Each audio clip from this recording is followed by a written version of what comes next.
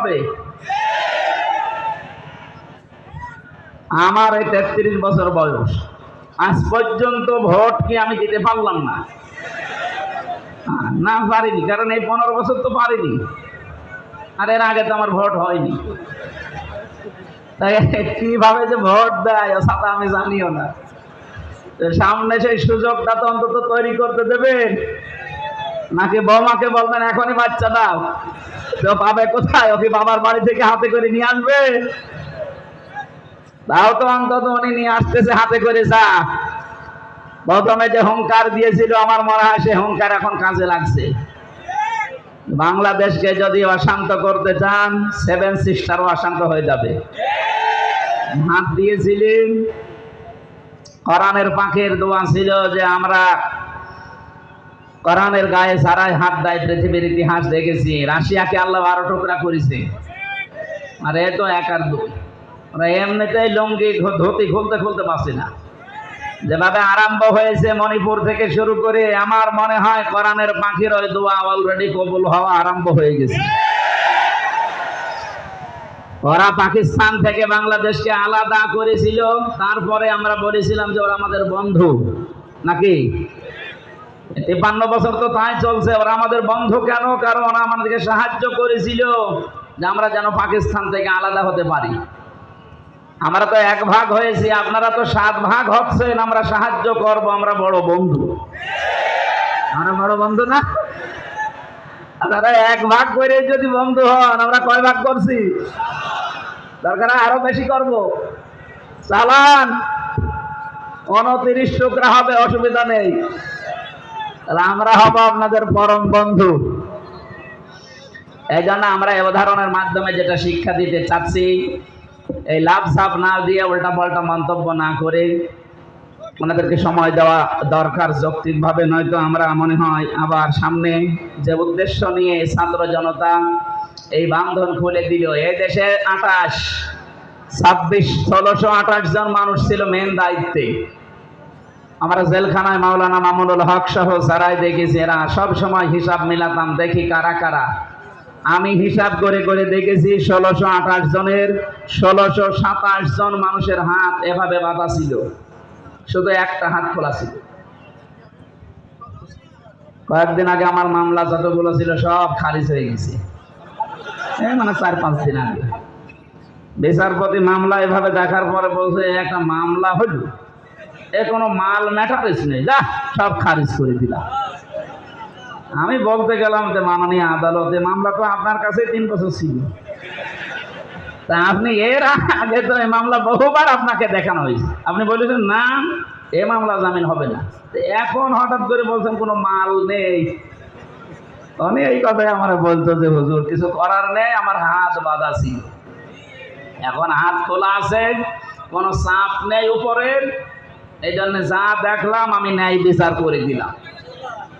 আমার মনে হয় এইরকম যদি এই একজনের না, এই 1628 জন যারা দায়িত্বে এখন আছে, প্রত্যেকের এভাবে আমরা হাত খোলা দেখতে চাই। আবু সাইদ এভাবে হাত খুলে দাঁড়িয়েছিল না? সবার এভাবে যদি হাত খোলা থাকে, ছাত্র জনতা এটা চেয়েছিল। ওনাদের যে 9 দফা ছিল তার ভেতরে এইটা যে কেউ হাত বন্দি থাকবে না, সব হাত খোলা থাকবে। আমরা যদি হাত খোলা থাকতে পারি আর কোরআনে কারিমকে যদি উপরে উঠাতে পারি, আমান হাকামা বিহি আদালা, কোরআন দিয়ে যারা বিচার ফায়সালা করে ওরা ন্যায় বিচার কায়েম করতে পারে। এখন বলতে পারেন কোরআনের বিচার যে দেশে নেই, ওই সমস্ত দেশে কি ন্যায় বিচার নেই? না, নেই। আমি কয়েকদিন আগে সিঙ্গাপুর, মালয়েশিয়া, থাইল্যান্ড যে সমস্ত দেশে ঘুরেছি, তার বিচার ব্যবস্থা ভালো, কিন্তু কাঙ্ক্ষিত মানের ন্যায় বিচার ওখানেও নেই। এখানকার কিছু জালেম পালিয়ে ওখানে গেছে, আমি জুলমের উপরে কথা বলেছিলাম। ওরা ওই দেশের পররাষ্ট্র মন্ত্রণালয়ে নালিশ দিয়েছে যে এনার নামে মামলা আছে, ইনি রাষ্ট্রবিরোধী, জঙ্গি, আর ইনি এখানে এসে কথা বলেছে। ওই দেশের পররাষ্ট্র মন্ত্রণালয় থেকে কয়েকদিন খোঁজ খবর নিয়ে যে এখন দেখছে যে আমার মামলায় খারিজ হয়ে গেছে, এ মামলায় আমার কোনো দোষ নেই, নির্দোষ প্রমাণ করে আদালত আমার ছেড়ে দিয়েছে। এখন যারা নালিশ পার্টি ওরা বিপদে আছে, কারণ ওই দেশে আর যাই করুক স্বচ্ছতা রাখার চেষ্টা চালায়। আন্দাজে আপনি 1 দোষ দিয়ে দিলেন, আপনি তো দিয়েছিলেন, রাজনৈতিক উদ্দেশ্য নিয়ে। সেটা যখন এই যে বাংলায় ডাবিং করে আমার মামলার এই কপি যখন বাংলাদেশের পররাষ্ট্র মন্ত্রণালয় যিনি দায়িত্বে আছে তার কাছে দিয়ে ওই দেশে পাঠিয়েছি, দেখার পরে এখন যে লোক নালিশ দিয়েছিল ও বড় বিপদে আছে। সেই দিন আমাকে খোঁজ খবর কার কাছে পেয়েছে জানি না, অযা আমার বিরুদ্ধে যেন আর কিছু না বলে, তাহলে আমার আর এই দেশে পালিয়ে থাকা হবে না। আমি এখান থেকে একটা বিষয় জানাতে চাই যে রেকর্ড হচ্ছে, আমাকে যেমন 3 বছর পরে খারিজ করে দিলেন, কোনো দোষ পাননি, এই জন্যই তো আমাকে মুক্তি দিয়েছেন নাকি বলেন? আমার মতো 1,10,000 মানুষ এখনো জেল খাটতেছে বাংলাদেশে। আমার মনে হয় এর ভেতরে 100 জনের 70 জন কিছুই জানে না। আমি যেমন কিচ্ছু জানতাম না আন্দাজে, ওরাও জানে না, কারণ আমি বেরিয়ে তো দেখেছি ভেতরে। সুতরাং যারা এই কাজ করছেন, এই মামলার আয়ু থেকে আমার মামলার আয়ু কাজী মিজান, একের হাটে বাড়ি, এর আগে আমারই ওরে স্যার বলা লাগতো, আর এখন মামলা খারিজ হওয়ার পরে আমারই উল্টো করে স্যার বলছে। এই মিজান থেকে শুরু করে ওপরের যে হাত ছিল, যাদের চাপে বিচারপতি রায় দিতে পারে নাই, আমি চাই তাদের ওই 3 বছর এরকম করে আটক রাখা হোক। শুধু আটক না, যে আচরণ করেছিল আমার সাথে আপনাদের সাথে ওইটা করা দরকার। তাহলে দেখ কেমন লাগে। ভার্সিটি থাকাকালীন একটা উপন্যাস পড়েছিলাম, এর নাম ছিল দেখ কেমন লাগে। আমার মনে হয় কালামানিকরে দেখে আমার ওইটা মনে পড়ছে, দেখ কেমন লাগে। 116 জনের তালিকা করবি কর। এখন জালেমদের তালিকা এভাবে 116 না, 1628 জন জালেমের তালিকা মোড়ে মোড়ে টাঙিয়ে রাখা লাগবে, দেখলেই কুকুরের মতো পিটাতে হবে। এগুলো সমাজের ক্যান্সার। হযরতে নূহ দোয়া করেছিলেন, লা তাদার আলাল আরদি মিনাল কাফিরিনা দাজ্জারা, হে আল্লাহ এদের আন্ডা বাচ্চা পর্যন্ত জমিনে না থাকে, কারণ ওর থেকে যেটা জন্মাবে ওটা আরো বড় হারামি হবে। জালেমের দোসর যে আরো বড় হারামি হয়, কয়েকদিন আগে একটা ভিডিও দেখেননি? আপা ঘাবড়াবেন না, আপনি ঘাবড়ালে আমরা নরম হয়ে যায়। কত বড় জালেম, ও তো পালিয়ে বেঁচেছে, আর এখান থেকে ভয় দেখার সাহস ঢুকাচ্ছে যে আপনি ঘাবড়ালে আমরা নরম হয়ে যাই। তার পরের দিন ওরা ধরে এমন পেটানো পিটিয়েছে প্রশাসন, নরম হয়ে গেছে। কালামানিকের তো জিনিসই উড়ে গেছে, আর ওর মাজা মাজা সব শেষ। বহু মানুষকে এভাবে কষ্ট দিয়েছে। যতটুকু করেছিলে অতটুকু আমরা করি, নিঃশ্বাস ফেলার সময় পাবে না। হাজার হাজার মানুষ এই 17 বছর ঘরে থাকতে পারে না। কি করেছ টের পাচ্ছ? কোন দোষ বলে খুঁজে পায় না, বলে কি করলাম এত যে আমার কুকুরের মতো পালানো লাগলো। ওনার ছেলে আজকে স্ট্যাটাস দিয়েছে একটা, যে বাংলাদেশের মানুষ এইরকম যে আমার মা কুকুরের মতো পালিয়ে গেল, এটা বলছে। ও লজ্জা আছে? একটা মাথা খারাপ পাগলের মতো কথা না বলেন তো, যে আমার মা দেখার মতো এত কিছু করলো, আর তাকে এই দেশের মানুষ কুকুরের মতো পালিয়ে যেতে বাধ্য করলো। দোষ খুঁজে পান না। আপনার যদি মনে হয় যে আমি কোনো দোষ করিনি, আপনি একা একা একটু শুধু সাতক্ষীরার রাস্তায় লোকজন ছাড়া হেঁটে যান। আমিও হেঁটে যাব, মাওলানা রবিউল বাশার হেঁটে যাবে, আপনিও হেঁটে যান। তো 3 জনের অবস্থা কার কি হয় দেখবো, চলেন। বলেন যে আমি কিছুই তো করিনি, কিছু করেননি, তো আয়না ঘর কি ফেরেশতা বানিস? আপনি জানেন ওইটা কি? আমি মাত্র 10 দিন ছিলাম, আর 3 বছর তো ছিলাম ফাঁসির কন্টেম সেলের ভেতরে। সারা বাংলাদেশের 18 কোটি মানুষ আপনাকে মাফ করে দিলেও ব্যারিস্টার আরমানের বউ আপনাকে মাফ করবে। কি করেছেন আপনি খুঁজে পান না, না? অপরাধ যদি না করে থাকবে তো দাড়ি কেটে ফেললো কেন? ওই যে দরবেশ কোরআনের ভোগ ধরে, কোরআনেও সমস্যা আছে, তবে মেজর না, হাদিসে তো বহু সমস্যা। শয়তান।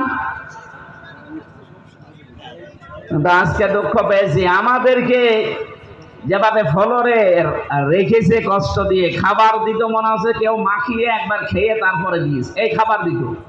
আর এই শয়তানদের শুনছি বাড়ি থেকে ভালো খাবার পাঠায়, এসি রুমে রাখতেছে। যা করেছেন আলেমদের সাথে অন্তত এতটুকু ওদের সাথে করেন, ওরা যেন টের পায় যে জুলুমের পরিণতি দুনিয়ায় কি হয় আর আখিরাতে কি করবো ওটা আল্লাহ জানে। যারা জালেম তাদের দুনিয়া শেষ হয়ে গেছে, আখিরাত আপনাদের নষ্ট হয়ে গেছে। কারণ জালেম যারা, এদের কপালে কোনো হেদায়েত নেই, এরা মারা গেলে আল্লাহ নিজে ওদের বিরুদ্ধে মামলা দেবে। আপনি কথাটা কি খুব ছোট মনে হচ্ছে?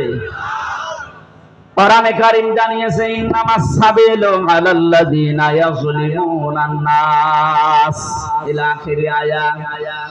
সূরা সূরার 42 নম্বর আয়াতের প্রথম অংশে আছে আল্লাহ পাক বলেন, অবশ্যই আমি মামলা দায়ের করব এই পৃথিবীর ময়দানে যারা মানুষের উপরে জুলুম করছে করবে। আমি শব্দটা নিয়ে চেষ্টা করেছিলাম, আল্লাহ দেখি কেন করছে করবে দিলেন, খালি করছে দিলেই তো পারতেন। এটা মোজারে, বর্তমান ভবিষ্যৎ, প্রেজেন্ট ফিউচার। কেন তিনি দুইটা কাল দিয়ে শব্দটা বানিয়ে আবার ইয়াজলিমুনাল মুসলিমুনা না দিয়ে ইয়াজলিমুনান নাস দিলেন? বাস্তব যেটা আমার কাছে ধরা পড়েছে, আল্লাহ পাক জানেন বড় বড় জালেমরা বিদায় নিলে অনেকেই আছে এখনো জুলুম করার মন মানসিকতা নিয়ে এগিয়ে যাচ্ছে। 5 তারিখের পর থেকে আজকের 11 তারিখ, 1 মাস 6 দিনে জুলুম হয়নি তা না, অনেক নিরপরাধ মানুষও জুলুমের শিকার হয়েছে। যারা করছেন আশা করি আপনারা থামবেন। অত্যাচারিত আপনারা হয়েছেন, আমরা হয়নি। একটা রেকর্ড দেখাতে পারবেন একামতে দিনের কোন দায়িত্বশীল কোন কর্মী, সে যেই হোক, এর দ্বারা কোন জুলুম এই 56,000 বর্গ মাইলে কারো উপরে হয়েছে? আপনি দেখাতে পারবেন? আপনি দেখান তো আমার, শুধু নাম বলেন তো অমুক জায়গায় জুলুম হয়েছে এদের দ্বারা। আপনিও জুলুমের শিকার, আমরাও হলাম। আমরা তো কিছুই করি না, আপনার নামে এত বদনাম আসছে কোন জায়গা থেকে? বারবার আপনাদের কেন্দ্রীয় নেতা যারা আছে ওরা আশঙ্কিত, বারবার দুঃখ প্রকাশ করছে, বার্তা দিচ্ছে সাবধান, কেউ যেন জুলুম করবেন না এ দলের নাম নিয়ে। এরপরও যদি আপনি না থামেন, আপনার কপালে ওই জালেমদের মতো কিন্তু আগুন লাগবে। আশা করছে আপনি থামবেন। আল্লাহ ইয়াজলিমুনান নাস এই জন্য দিয়েছিলেন কারণ ওই আগেই শেষ হয়ে যায়নি জুলুম, এখন অনেক জুলুম চলছে, কিয়ামত পর্যন্ত কম বেশি এটা থাকবে। আর জালিম যারা, তারা আল্লাহর কেসের আসামি। কেস করবে কে? কত ভয়ঙ্কর শব্দ দেখেন, আল্লাহ নিজে কেস করবে। ও সাতক্ষীরাবাসী, আপনাদের ওপর যারা জুলুম করেছে এই 15-15.5 বছর, আমি দেখেছিলাম জেলখানায় বসা থাকা অবস্থায় ওখানে যোগান্তরার সমকাল যেত, পেপারের কাটিং গুলো নিয়ে এসে আমাদেরকে দিয়েছে। বাস্তবে দেখতাম আপনাদের ঘর বাড়ি পর্যন্ত বুলডোজার দিয়ে ভেঙে দিয়েছে। নাকি এটা মিথ্যা লিখেছে? এর কাতার কি অত্যাচার করবে তারা? বাড়িতে থাকতে দেয়নি, ধানের খেতে, আম বাগানে, কত জায়গায় 15টা বছরের ভেতরে ওরা ঘরে ঘুমাতে পারে নাই। এই জুলুম অত্যাচার যারা করেছিলেন, যাদের নির্দেশে করেছিলেন, আমি কোরআনে কারীম গ্যারান্টি দিয়ে বলতে পারি আপনারা সব আল্লাহর মামলার আসামি। আরে ভাই, আপনি যদি হামজার মামলার আসামি হতেন, টাকা পয়সা দিয়ে আমাকে ম্যানেজ করে আপনি খালাস পেয়ে যেতেন। মামলার বাদী যত বড় হয়, এ কেস মিটানো তত কঠিন হয়। যেটা আমার মামলায় দেখেছেন, কত মানুষের মামলা আমার সামনে দেখলাম উঠছে, 2 মাস 3 মাস 5 মাসে তারা বিদায় নিয়ে চলে যাচ্ছে। আমার আর মাওলানা মামুনুল হকের মামলা উঠলে বলে হাত বাঁধা, ফেলে দেয়। কারণ আমার মামলার আসামি মিলন না, রবিউল বাসার না, যে টাকা পয়সা দিয়ে মুখ বন্ধ করে দিলাম যে ভাই খান। একজন এমন মামলার বাদী, সে টাকা পয়সা অন্য জায়গায় খাবে, আমাদের দুইজনেরটা খাবে না। যেহেতু সরাসরি রাষ্ট্রবাদী ছিল, এই জন্য 3টা বছরে কোনো নড়চড় করা যায়নি। বহু চেষ্টা চালিয়েছিল আমার পরিবার, আমার দল, কিন্তু পারে নাই। কি করে পারবে? কারণ বাদী তো সর্বোচ্চ একজন। এবার উনি যদি বাদী হয়ে আমার অবস্থা এই হয়, আপনি এবার নিজের কাছে প্রশ্ন করেন, সাতক্ষীরার যে বাড়িগুলো আপনি ভেঙে দিলেন, সমর্থ থাকার পরও যে ছেলেদেরকে বৈষম্যের শিকার বানিয়ে চাকরি দিলেন না, জীবনটা নষ্ট করে দিয়েছেন, এই যে জুলুম অত্যাচার নির্যাতনের কারণে আপনি কিন্তু হামজার মামলার আসামি হয়ে যাননি, আপনি সরাসরি আল্লাহর মামলার আসামি। দুনিয়ার হিসাবেই দেখলেন, বাদী যত শক্ত হয় মামলা তত কঠিন হয়। এবার ভাবেন, আল্লাহ নিজে বিচারপতি, নিজে রায় দেবেন, নিজেই বাদী, আপনার মাপ পাওয়ার কোনো সম্ভাবনা আছে? আপনার মামলা খারিজ হওয়া দূরের কথা, কেউ কথাও বলবে না। রাষ্ট্রে যদি কেউ বাদী হয়ে যায় রাষ্ট্র, তাহলে তার পক্ষেও কেউ দাঁড়াতে চায় না। আমার 3টা বছর এমন হয়েছিল, আমার টাকা পয়সা বাবা দিয়েও উকিল পাই না, বলে না ওর পক্ষে দাঁড়ালে আমার ক্যান্সেল করে দেবে। আর আল্লাহ সরাসরি বাদী, নিজে রায় দেবে, কে দাঁড়াবে আপনার পক্ষে? এখন যদি মনে করেন না আমার কাওয়া আছে, কাওয়া পালিয়ে বাঁচছে না, বহু দালালি করেছে। আমাদের কুষ্টিয়ার একজন ছিল, বহু দালালি করেছিল, এখন আর পার পাচ্ছে না। জালেমদের পরিণতি যে এত করুণ হয়, ভয়ঙ্কর হয়, সেদিন যে দেখলাম মানুষের বাড়ি ইট খুলে খুলে দিয়ে চলে যাচ্ছে। যা, এই সাতক্ষীরার মানুষগুলো ভদ্র আছে, এই জন্য এখনো ঝামেলা করেননি না। জালেমদেরকে ছাড় দেওয়া ঠিক না, কারণ জালেমকে যদি কেউ মাফ করে দেয়, সে যেন মজলুমের ওপরে অবিচার করে। আপনি যদি এই পর্যায়ে পড়তেন তাহলে বুঝতেন। আমার বউ তো মাফ করতে চাই না, বলে না কিসের মাফ? তাহলে ব্যারিস্টার আরমান, আমি তো 3 বছর আর সে 8 বছর, ও মাফ করবে? জালেমরা, এই জন্য আপনার দুনিয়া শেষ হয়ে গেছে, আখিরাতও শেষ। এখান থেকে শিক্ষা নিয়ে আগামী পৃথিবীতে কিয়ামত পর্যন্ত কেউ যেন জুলুম করবেন না, আর যাই করেন। কথার অর্থ বোঝেন আপনি? আগামীতে যারা এই দেশের দায়িত্বে আসবে, আপনি আর যাই করেন, জুলুম করবেন না, তাহলে আপনার পরিণতি কিন্তু এই কুকুরের মতো পালানো লাগবে। আল্লাহ আমাদেরকে হেফাজত করুন, বলেন আমিন। কোরআন শুনতে যারা এসেছেন, তাফসীরুল কোরআন মাহফিল লিখে দিয়েছে। আমরা তেলাওয়াতকৃত আয়াত থেকে তাফসীর আকারে কথা বলবো ইনশাআল্লাহ। আল্লাহ যেন তৌফিক দান, বলেন আমিন। দরুদ আর সালাম পড়ছি মুহাম্মদুর রাসূলুল্লাহ সাল্লাল্লাহু আলাইহি ওয়াসাল্লামের প্রতি। এই শব্দের সাথে কারো দ্বিমত আছে? আছে, কিন্তু শব্দের সাথে দ্বিমত আমরা এখন দেখতে পাচ্ছি। আমি একটু ব্যাখ্যা করে কয়েক মিনিট দেখেন তো মেলে কিনা। এখানে প্রথমে আমি কোরআনে কারিমের আয়াতটা পড়ার পরে একবারে আরম্ভ করেছি, আল্লাহুম্মা সাল্লি আলা সাইয়্যিদিনা মাওলানা মুহাম্মাদ ওয়া আলা আলি সাইয়্যিদিনা মাওলানা। অথচ এই হাদিসের ভেতরে আছে, কেউ যদি একবার দরুদ পড়ে, কমপক্ষে আমার আল্লাহ তার দিকে রহমতের দৃষ্টি নিক্ষেপ করে 10 বার। হাদিসের ব্যাখ্যায় পেয়েছি, কোন মানুষ এই পৃথিবীতে আল্লাহর রহমতের দৃষ্টি যদি একবার পায়, আল্লাহ তাকে মাফ করে দেবে। আপনি পেয়েছেন কয়বার? বলেন বলেন। একবার পেলেই যদি আপনি মাফ পেয়ে যান, 10 বার পেয়েছেন। কেন পেলেন? যে কথাগুলো বললেন, এই কথাগুলো বাস্তব জীবনে আমাদের প্র্যাকটিক্যাল লাইফে থাকা লাগবে আগে। আমি আয়াতের তাফসিরে যে ফাবিমা রাহমাতিম মিনাল্লাহি লিনতা লাহুম, এই আয়াতের তাফসির পড়তে গিয়ে তাফসিরে হাক্কানিতে একটা সুন্দর ঘটনা পেয়েছি। মুফাসসির লিখেছেন, আল্লাহর নবী মুহাম্মদুর রাসূলুল্লাহকে একবার কাফেরেরা ঘিরে ফেলেছিল। চারিদিক থেকে তরবারি নিয়ে ঘিরে ডাক দিয়ে বলে, মুহাম্মদ, কে বাঁচাবে তোমাকে? নবীজির চিরাচরিত্র ভাষণ অনুযায়ী মুখ দিয়ে এই বিপদের মুহূর্তেও বের হয়ে গেছে, আমার বাবা বাঁচাবে। কে? আমরা তো বিপদে পড়লে এরকম একজনের নাম বলি। হয় আসল বাবা, নাই নকল বাবা, নাই ন্যাংটা বাবা, নাই পাগলা বাবা। আমাদের মুখে এই সমস্ত নাম আসে। এ বাংলাদেশের যত হক্কানি আলেম আপনি নাম শুনেছেন, কোন আলেমকে এই বক্তব্য দিতে শুনেছেন কোরআনের পাখি সহ যারাই আছে, কেউ কি কথা বলেছে যে মাজার পূজা করো? কথা বলেন না কেন? এই কাজটা সারা দেশে যেভাবে চলছিল, আমাদের এই বিভাগটা অনেক অনেক অনেক মুক্ত আছে, এগুলো চট্টগ্রাম সিলেটে বেশি।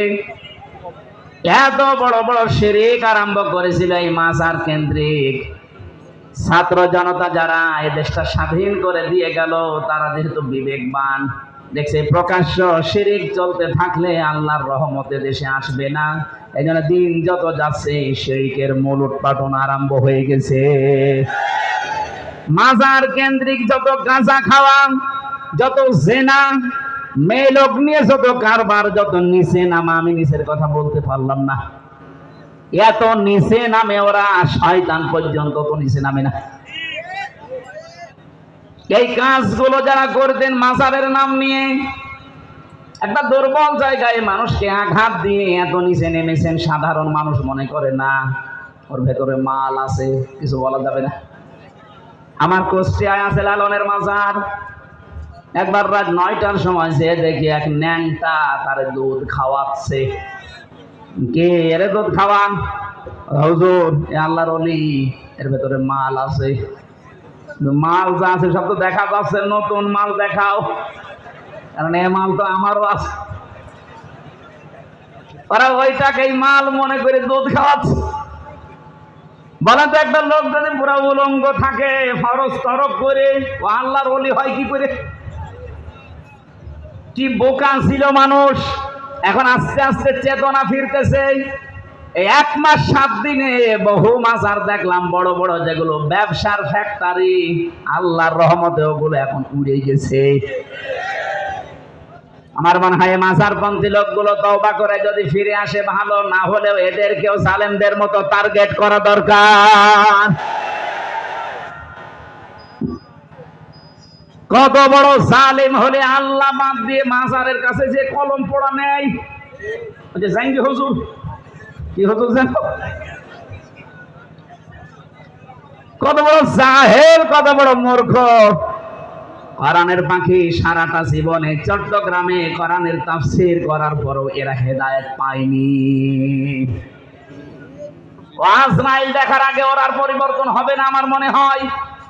আজকেও ফতোয়া দিয়েছে যে মাজার পূজা করা, মাজারে সেজদা করা, এদের শ্রদ্ধা সম্মান করা যদি হারাম হয়, কেউ আমাদের বুঝিয়ে দিক, আমরা নিজেরাই মাজার ভেঙে ফেলবো। তোদের আর কি বোঝানো লাগবে বল? 50টা বছর তাফসীর করেছিল যে লোকটা এ বিষয়ের উপরে, এরপরও তোমাদের বুঝ আসে না। আমরা দেখতে পাই পৃথিবীতে এই অবস্থায় তৈরি হচ্ছিল, বিশেষ করে ভারতে আরো বেশি। আমি 16, 17, 18, 19 সালগুলোতে বেশিরভাগ ভারতের এই কয়েকটা রাজ্যে ঘুরতাম। এত ভক্ত মানুষ হতে পারে পীর সাহেবের বাবার, ওরা রাসূলুল্লাহকেও এত ভালোবাসে না। নবীজির সিরাত চরিত্র অনুযায়ী কোন বাবার নাম মুখে আসে নাই। এত বড় কঠিন বিপদে চারিদিকে দরবারে দিয়ে ঘেরা, নবীজি বললেন আমাকে আল্লাহ বাঁচাবে। কোরআনে কারীম জানিয়েছে, ফাইন তাওয়াল্লাউ ফাকুল হাসবিয়াল্লাহ আলাইহি তাওয়াক্কালতু ওয়া হুয়া রাব্বুল আলাইহি ইয়াতাওয়াক্কালুল মুতাওয়াক্কিলুন। নবী আপনি বলেন আমার জন্য আল্লাহ যথেষ্ট। ওরা যদি মুখ ফিরিয়ে নেয় নিক। আর যারা ভরসা করে আল্লাহর উপরে, যাদের ইমানের ভেতরে শিরিক নেই, ভেজাল নেই, এ মানুষগুলোর তো আল্লাহর উপরেই ভরসা করা উচিত। নির্ভেজাল ইমান নিয়ে মানুষগুলো যেভাবে ডাকে, আমি তো নিজের চোখে দেখেছিলাম। একামতে দিনের দায়িত্ব সত্য সত্যই যারা মন থেকে পালন করে, এদেরও ইখলাস, এদেরও তাওয়াক্কুল আমার মনে হচ্ছে আল্লাহর প্রতি নবীজির মতোই। কারণ বিশ্ব নবী থেকে তারা শিক্ষা নিয়েছে। নবী যেরকম কঠিন মুহূর্তে যেমন মুখ দিয়ে বলে ফেললেন আল্লাহ আমাকে বাঁচাবে, এই ১,৫০০ বছর পরে আমরা অনেককেই দেখতে পাচ্ছি এরকম কঠিন মুহূর্তেও বলছে আল্লাহ আছে। তাদের মুখে সব সময় তেলাওয়াত হয় হাসবুনাল্লাহ হাসবুনাল্লাহ। কোর্টের বারান্দায় দাঁড়িয়ে, এজলাসে দাঁড়িয়ে মুখ নড়বে, আপনি কি মনে করেন হরে কৃষ্ণ হরে হরে হরে জপতেছে? আমি যেই কয়েকজনের সামনে পেছনে দাঁড়িয়েছিলাম, হয় পড়ে আস্তাগফিরুল্লাহ আস্তাগফিরুল্লাহ আস্তাগফিরুল্লাহ, অথবা মুখ দিয়ে উচ্চারণ হয় হাসবুনাল্লাহ হাসবুনাল্লাহু ওয়া নি'মাল ওয়াকিল নি'মাল মাওলা ওয়া নি'মান নাসির। বলেন আল্লাহু আকবার। মুহাম্মদুর রাসূলুল্লাহ সাল্লাল্লাহু আলাইহি ওয়াসাল্লাম যখন এই কথা বললেন, আল্লাহ রাব্বুল আলামিন বলেন আমাকে যারা রব বলার পরে কঠিন মুহূর্তেও টিকে থাকতে পারবে, আমি আল্লাহ ফেরেশতা নাজিল করে হলেও বিপদে তাদের সাহায্য করব। আল্লাহর এই ঘোষণা মিথ্যা না সত্য? উনি যে পাঠিয়েছেন, হাদিস প্রমাণ করছে সঙ্গে সঙ্গে আল্লাহ পাক মৌমাছিদেরকে পাঠিয়ে দিয়েছেন এক ঝাঁক। যারা দরবারে নিয়ে দাঁড়িয়েছিল, কয়েকটা হুল ফোটানোর পরে তারা দিয়েছে দৌড়। চারিদিকে বিশ্বনবীকে ঘিরে ফেলেছে মৌমাছিরা। এত বেশি গনগন গনগন করে আওয়াজ হচ্ছিল, নবীজি শেষ পর্যন্ত বিরক্ত হয়ে ডাক দিয়ে বললেন এত আওয়াজ করো কেন? মৌমাছিরা ডাক দিয়েছে রব্বুল আলামিন জবানটা খুলে দাও, রাসূলুল্লাহকে সালাম দিয়ে একটু জীবনটা ধন্য করি। জবান যখন খুলে গেছে, ডাক দিয়ে বলে আসসালামু আলাইকা ইয়া রাসূলুল্লাহ। হে রাসূল, আপনি বিরক্ত হবেন না, রাগ করবেন না, আমরা গুনগুন আওয়াজ করছি শুধু তা না, আমাদের গুনগুন আওয়াজের ভেতরে একটা দোয়া পড়ছি আমরা। আপনি হয়তো জানেন না বিষয়টা, আমরা পৃথিবীর যে কোনো জায়গায় থেকে মধু যখন নিয়ে এসে চাকে সংগ্রহ করি, সর্বোচ্চ মধু পাওয়া যায় কোন ফলের উপরে মাত্র 10 ভাগ। এটা ওখান থেকে মুখে নিয়ে চাক পর্যন্ত আসতে আসতে 4টা ধাপ পার হওয়া লাগে আমাদের। এই যে পাশেই সুন্দরবন, যারা মধু এখানে সংগ্রহ করে 4টা ধাপ পার হওয়া লাগে। প্রথমে গার্ড থাকে, এরপরে পিওপা থাকে, এরপর আরেকজন আছে দায়িত্বে, উনি সবগুলো পরীক্ষা করে ভেতরে পাঠায়। সর্বশেষ একজন রানী থাকে। আমরা প্রথমেই যখন এটা নিয়ে মুখে করে প্রথমে গার্ডের কাছে দেই, গার্ড এটা উপরে যার কাছে পাঠাবে, পিওপা যারে বলা হয়, উনি এটা পরীক্ষাগারে পাঠায়। কিন্তু 10 ভাগের বেশি মধু কোনো জায়গায় পাওয়া যায় না। 10 ভাগ মধু মুখে নিয়ে মুহাম্মদুর রাসূলুল্লাহর নামে একবার দরুদ পড়লে আল্লাহ 10 ভাগকে 100 ভাগ বানিয়ে দেয়। আপনি তো গুনগুন আওয়াজ শুনছিলেন, এটা আমরা দরুদ আদায় করছি আপনার নামে। ও সাতক্ষীরাবাসী, যে নবীর নামে 10 ভাগ মধু মুখে নিয়ে দরুদ পড়লে 100 ভাগ আল্লাহ বানিয়ে দেয়, সেই নবীর নামে আমরাও কিছুক্ষণ আগে পড়েছি। যে কথাগুলো বললাম আরবিতে, এটার বাংলা এখন কয়েকটা বলছি, দেখেন আমাদের জীবনে এগুলো মেলে কিনা। যদি মিলে যায়, আপনার জীবনকে আমার আল্লাহ সফলতার স্বর্ণ শিখরে পৌঁছিয়ে দেবে ইনশাআল্লাহ। প্রথমে বলা হচ্ছে আল্লাহুম্মা, হে আল্লাহ, এই এদিকে তাকান, হে আল্লাহ সাল্লি আলা, তুমি রহমত নাজিল করো, আলা মুহাম্মদ, মুহাম্মাদের উপরে। ও বাংলার মানুষেরা, এখানে কোন মানুষকে আজ পর্যন্ত এই কথা বলেছে আল্লাহুম্মা সাল্লি আলা আবি, যে আমার বাপের উপরে তোমার রহমত, তোমার দয়া, তোমার যা আছে সব নাজিল করে, এই কথা কেউ কি বলেছে কোনদিন? আমরা যারা বললাম আলা মুহাম্মদ, মুহাম্মদের উপরে তোমার রহমত, তোমার দয়া তুমি নাজিল করো, সঙ্গে সঙ্গে যেন আল্লাহ প্রশ্ন করছে, ওই সাতক্ষীরার মানুষেরা দাঁড়া, কি বললি? আমাকে ডাক দিয়ে আমার আরশের দিকে তাকিয়ে বললে, আলা মুহাম্মদ, মুহাম্মদের উপরে রহমত নাজিল করো, শান্তি নাজিল করো। কে এই মুহাম্মদ? পরিচয়টা আমরা নিজেরাই দিয়েছি। রব্বুল আলামিন যার উপরে তোমার রহমত নাজিল করার জন্য আমরা দোয়া করলাম, একজন দুইজন নাই, লক্ষ লক্ষ নারী পুরুষেরা ওই মুহাম্মদ সাইয়্যিদিনা, তিনি আমাদের নেতা, তিনি আমাদের নেতা। শুধু আমার নেতা বলি নাই, আমাদের বহু বছর জামা মুতাকাল্লিম দিয়ে আমরা সবাই স্বীকৃতি দিচ্ছি যে যার উপরে তোমার রহমত নাজিল করার জন্য আমরা বারবার বলছি, আল্লাহ তিনি কিন্তু আমাদের নেতা। ও বাংলার মুসলমানেরা, এবার নিজের জীবনের সাথে মিলান। আপনার নেতা যিনি, তিনি কি মুহাম্মদুর রাসূলুল্লাহর আদর্শ মতো চলে? এই কথা বলেন না কেন? কিসের দরুদ বললেন কিছুক্ষণ আগে? আপনি নিজের কথাই তো নিজেই মুনাফিক হয়ে যাচ্ছেন। যারা কথা দিয়ে কথা রাখে না তারা কি? আরো জোরে বলেন। অনেকে মনে করছে মাহফিলে এসে তো ভুল করলাম, সাতা দরুদ না পড়াই ভালো ছিল। আমি আপনাকে বাঁচাতে চাই। আপনার নিজের কথার সাথে যদি প্র্যাকটিক্যাল লাইফ না মেলে, আল্লাহ কিন্তু কিয়ামতে আপনাকে হামজা বলে ডাকবে না, ডাক দেবে মুনাফিক। এদিকে আয়। এখন যদি স্টেজে যারা বসে আছে সম্মান দিয়ে বসিয়েছেন, আমার কথার সাথে যদি কাজের বাস্তবতা আর প্র্যাকটিক্যাল লাইফে না মিল পান, আপনি তো এখন যদি ডাক দেন ওই মুনাফিক হামজা, এদিকে আয়, আমার মান সম্মান থাকবে? কয়জন মানুষই বা এখানে আছে, তারপর আমি কাউকে চিনি না। এখানেই যদি এত অপমান মনে হয় আমার কাছে, কিয়ামতে কোটি কোটি নবীর উম্মতেরা থাকবে। একটা বারো ভেবেছেন যে ওই জায়গায় আপনাকে আল্লাহ ডাক দেবে, ওই মুনাফিক এদিকে আয়? এই জন্য তো আপনাকে আমি বাঁচাতে এসেছি।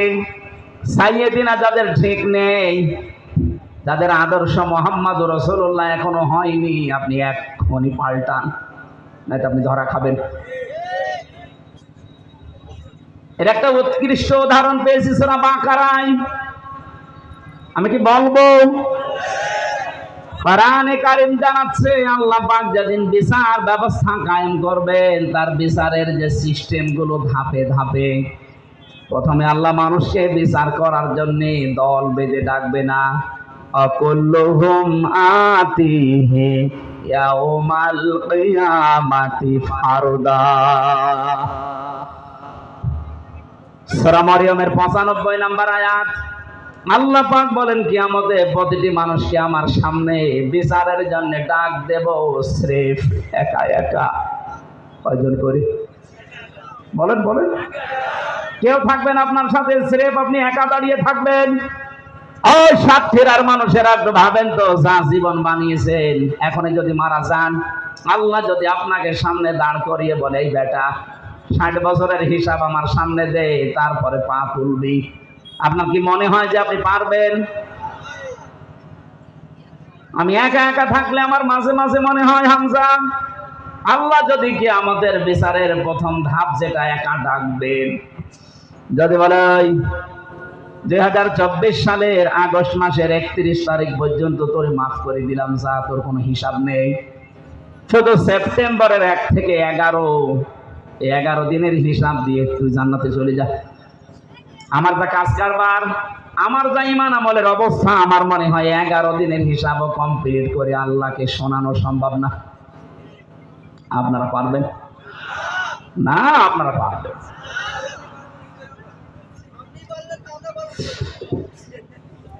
খুব চিন্তার বিষয় এটা। সবাই কিন্তু এই পর্যায়ে একদিন যাওয়া লাগছে।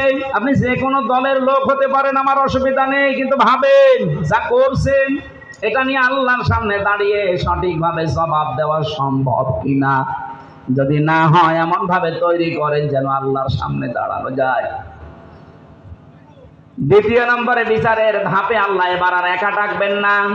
আল্লাহ পাক বলেন, ইয়াউমা নাদউ কুল্লা উনাসিম বিইমামিহিম। সূরা বানী ইসরাঈল 15 নম্বর পারা 8 নম্বর পৃষ্ঠা 3 নম্বর লাইনের 72 নম্বর আয়াতের প্রথম অংশে আছে। এটা তাফসিরে ফি জিলালিল কোরআনে ব্যাখ্যা করা আছে। আল্লাহ রাব্বুল আলামিন বলেন কিয়ামতে এবার এই ধাপে বিচার করার জন্য কোন মানুষকে আমি আর একা ডাকবো না, প্রতিটি মানুষকে ডাক দেব তার নেতার সাথে। কার সাথে? এটা তো আমি বানালাম নাকি? বিইমামিহিম, তার ইমামের সাথে। আর ইমামের বাংলা নেতা। ইমাম মানে কি? কিয়ামতে আপনাকে আপনার নেতার সাথে ডাকবে। এবার আপনি নিজের সাথে মিলান। যে নেতার আদর্শ মানেন, যে নেতার আদর্শ মেনে রাজনীতি করেন, মিছিলে যান, মিটিং করেন, ভোট দেবেন বলে আপনি একেবারে মুখিয়ে আছেন, বলেন তো ওই নেতা যদি কিয়ামতে আপনার সামনে দাঁড়ায়, আপনি পেছনে, ওরে দেখলেই তো আল্লাহর রাগ হয়ে যাবে। কথা বললেন না কেন? এমন নেতা নেই যে লোকটা নবীর সুন্নত কেটে সেইটে দাড়ি একেবারে সাফা করে ফেলেছে। ওর পেছনেও তো মানুষ থাকবে কিয়ামতে। ওকে দেখে তো আল্লাহর মাথায় রাগ হয়ে যাবে যে কি নিজে বাঁচার জন্য আমার নবীর গলায় ছুরি দিল, ওর পেছনে কোনটা আছে দেখতো। ওরে দিয়ে শুরু করলে আপনি কোথায় যাবেন? পালানোর তো জায়গা নেই। ফাইনাল মাফার, কোথায় যাবেন? কোনো জায়গা নেই পালানোর। আপনি নিজে এখন বলছেন যে ওই লোকটা যদি সামনে এরকম থাকে, যার সিরাত সুরত দেখলে আল্লাহর রাগ হয়ে যাওয়ার কথা, আপনার বিবেক কি বলে? এইরকম মানুষের পেছনে থাকলে আপনাকে আল্লাহ মাফ করবে না। আপনি নিজেই বলছেন এখন। কথা বলেন না কেন? মাফ করবে না? করবে না? করবে না। এখন যদি বলেন না মাফ করবে না, তাহলে এখন আপনি বলেন আপনি ধরা খাবেন কিনা? আমার তো মনে হচ্ছে আপনি ধরা খেয়ে বসে আছেন। শুধু হুজুরের দিকে দোষ না দিয়ে নিজের দিকে দেন। আপনি নিজে ধরা খাচ্ছেন। আপনাকে আমি বাঁচাতে এসেছি, আমার কোনো লাভ নেই এখানে। আমি নিজে আমল করে যদি জান্নাতে যেতে পারতাম, তাহলে পিচ্ছিল পথে আসতাম না। আল্লাহ রাব্বুল আলামিন আমাদেরকে জানিয়েছেন, ফালতাকুম মিনকুম উম্মাতুন ইয়াদউনা ইলাল খায়র ওয়া ইয়া'মুরুনা বিল মা'রুফি ওয়া ইয়ানহাউনা আনিল মুনকার ইলা আখির আয়াত। রাব্বুল আলামিন বলেন তোমাদের ভেতরে অবশ্যই এমন একটা দল থাকা লাগবে যে দল ভালো মানুষকে ভালো কাজের দিকে আদেশ দেবে, অন্যায় কাজে বাধা প্রদান করবে। উলাইকা হুমুল মুফলিহুন, এরাই সফল কাম। আমি সফল কাম হওয়ার জন্য, সফলতা পাওয়ার জন্য আপনাকে আমি এই লাইনে ডাকছি। আমি দেখতে পাচ্ছি কোরআনের চোখ লাগিয়ে আপনি জাহান্নামে যাচ্ছেন। আপনি ধরা খাওয়া বসে আছেন। এই জন্য সাইয়েদিনা যাদের ঠিক নেই, এখনই ঠিক করেন। এখন যদি বলেন নবী নেই, আমি ঠিক করব কি দিয়ে? সাক্ষীরা বাসে নবী কিয়ামত পর্যন্ত থাকবেন, এটা আল্লাহ ভালো করে জানে না? জানে না? এখানে কোরআনে আল্লাহ দিয়েছেন আতিউল্লাহা ওয়া আতিউর রাসূলা ওয়া উলিল আমরি মিনকুম। তোমাদের ভেতরে ঈমান যারা এনেছো, যারা দাবি করো যে আমাদের ঈমান আছে, তারা আমি আল্লাহর আনুগত্য করো, আমার রাসূলের আনুগত্য করো, কোনো প্রশ্ন করবা না। কিন্তু উলিল আমর, যারা নেতৃত্ব দেবে, যারা নেতা হবে এই দুনিয়াতে কিয়ামত পর্যন্ত, যারা উলিল আমর হিসাবে আসবে, যারা নেতা হবে, এদেরকে যদি মেনে চলতে চাও, দেখবা এরা আল্লাহ রাসূলকে মেনে চলে কিনা। এইটা রাজনীতি। কথা বললেন না? এটা রাজনীতি। এটার সম্পর্ক আখিরাতের সাথে নাই তো আমি আল্লাহর কসম বলতাম না। এটা সূরা নেসার ভেতরে আছে, 5 নাম্বার পারার 6 নাম্বার পৃষ্ঠা 10 নাম্বার লাইনের 59 নাম্বার আয়াতের প্রথম অংশে আছে। রব্বুল আলামিন এই আতিউ শব্দটা নিজের নামে, রাসূলের নামে দিয়েছেন, কারণ তাদের মানতে কোনো প্রশ্ন নেই। কিন্তু উলিল আমরের আগে আতিউ, এই ফেল, এই ভার্ব, এই ক্রিয়া, এই শব্দটা আল্লাহ দেননি। একটাই ব্যাখ্যা, সব মুফাসসির একটাই ব্যাখ্যা দিয়েছেন, আল্লাহ রাসূলকে মানতে কোনো প্রশ্ন নেই। আল্লাহ রাসূলের পরে কিয়ামত পর্যন্ত দুনিয়ায় যারা আসবে, সে যেই হোক, ওই যদি আপনার বাবাও হয়, আপনার দুলাভাই হয়, আপনার স্বামী হয়, ওকে মানতে গিয়ে দেখতে হবে লোকটা আল্লাহ রাসূলকে মেনে চলে কিনা।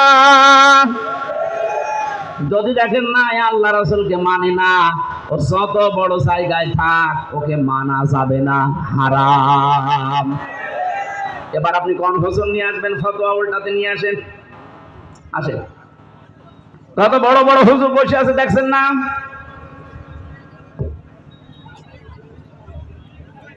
কসম আল্লাহর, আপনাকে আমি বাঁচাতে চাই।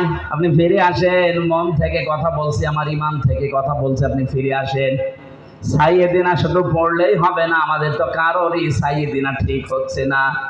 দ্বিতীয় নম্বর শব্দ তো আরো কঠিন, মাওলানা। মাওলানা মানে কি? আমির হামজা, হ্যাঁ? মাওলানা শব্দের শাব্দিক অর্থ গাইডলাইন দাতা, অভিভাবক, পথ প্রদর্শক। এই পৃথিবীতে জান্নাতের পথ যিনি আমাদেরকে দেখিয়েছেন, তিনি হচ্ছেন মুহাম্মাদুর রাসূলুল্লাহ।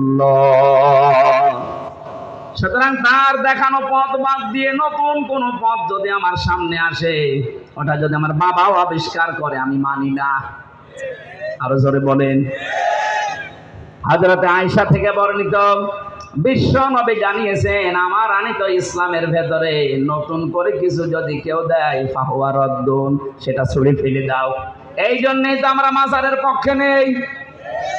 এই জন্যই আমরা মানুষের যে অধিকারগুলো নষ্ট হয় এর পক্ষে নেই, কারণ এগুলো ইসলাম থেকে বাইরে নতুন করে ঢুকিয়েছে। হাজারো জিকির ইসলামের নামে চালু করে দিয়েছে, ইবাদত মনে করে।